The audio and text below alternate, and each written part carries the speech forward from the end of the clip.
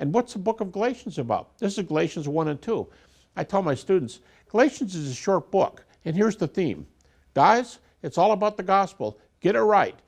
Deity, death, resurrection of Jesus. Don't make it bigger, that's anathema. Don't make it smaller, that's heresy. Get it right, you heard it from me. If anybody preaches a different message, let him be accursed.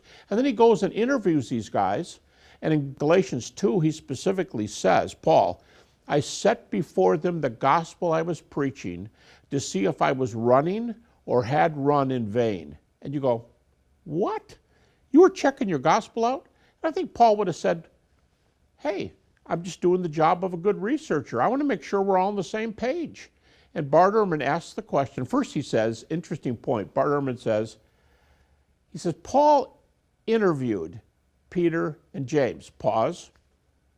I'd like to interview Peter and James. And then he says, because he rejects the eyewitness authorship of the four Gospels, unlike Richard Bauckham. But Ehrman says, where do we get closer to eyewitness testimony than in Galatians 1 and 2?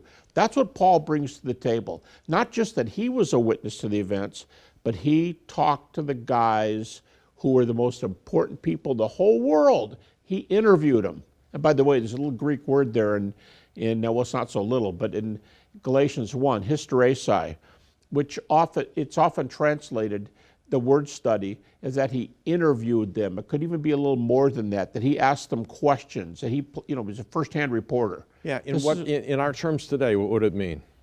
In our terms today, here's how I picture it. Now, someone might say I'm overdoing it, but here's how I picture it. It's I lived in Montana for 3 years, and you're in Montana, and there's a hurricane coming on the East Coast. And you turn on your news, and almost every news program is called Eyewitness News. Paul says, I went there and talked to him.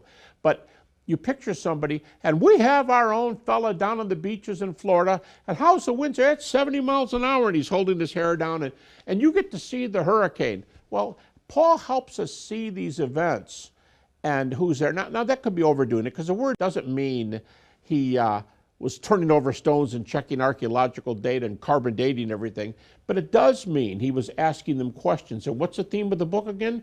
The gospel. And in Galatians 2, he specifically says, my topic was the gospel and how they respond to him.